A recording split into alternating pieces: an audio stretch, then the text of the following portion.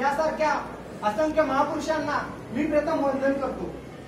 खरं तर आज 19 फेब्रुवारी ज्या काळात रयत स्वराज्यात नव्हती, रयतेला स्वतःचं अस्तित्व माहीत नव्हतं, त्या काळी शिवनेरी किल्ल्यावर 19 फेब्रुवारी रोजी एक रत्न जन्माला आला आणि तो रत्न म्हणजे छत्रपती शिवराय। तसं बघायला गेलं तर शिवाजी महाराजांनी जे स्वराज्य स्थापन केलं ते म्हणजे केवळ चमत्कारांच्या जीवावर नाही तर मनगटाच्या जीवावर आणि रक्ताचे पाठ वाहून केलं।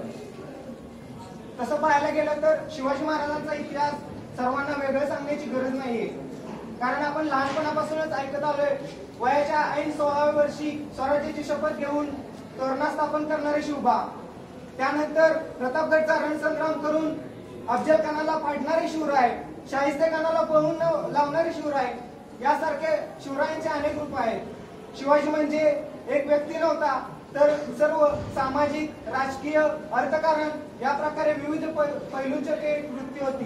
त्यामुळे आज शिवजयंती निमित्त फक्त शिवाजी महाराजांचा इतिहास सांगायचं एवढंच काम मी करत नाहीये, कारण की तो सगळ्यांना माहिती आहे। पण आज खरंच आपण शिवरायांच्या स्वराज्यात राहतोय, पण खरंच आपण नुसतं म्हणतो शिवाजी राजे तुम्ही पुन्हा जन्माला या, पण खरंच राजांनी किती वेळा तुमच्यासाठी पुन्हा जन्म घ्यायचा आणि तुमच्यासाठी स्वराज्य निर्माण करायचं।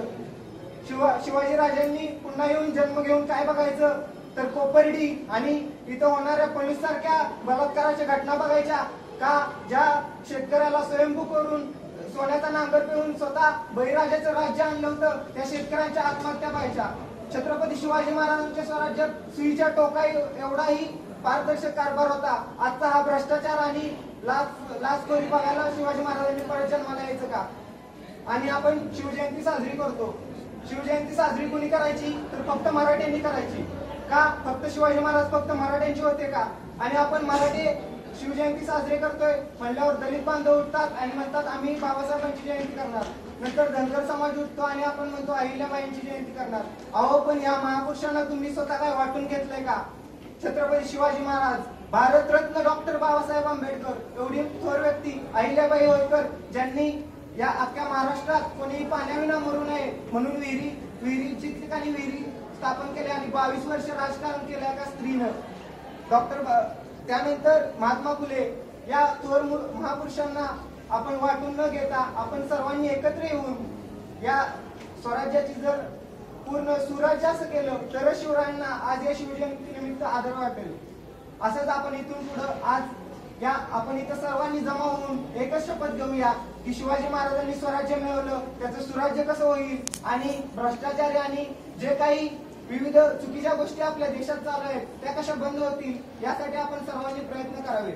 शेवटी जाता जाता एवढंच म्हणावं असं वाटतं, आकाशात एक भगवा तारा आपला असावा, आकाशात एक भगवा तारा आपला असावा, एक दुनिया आपली असावी, त्यात फक्त छत्रपती शिवरायांची मूर्ती दिसावी, त्यात छत्रपती शिवरायांची मूर्ती।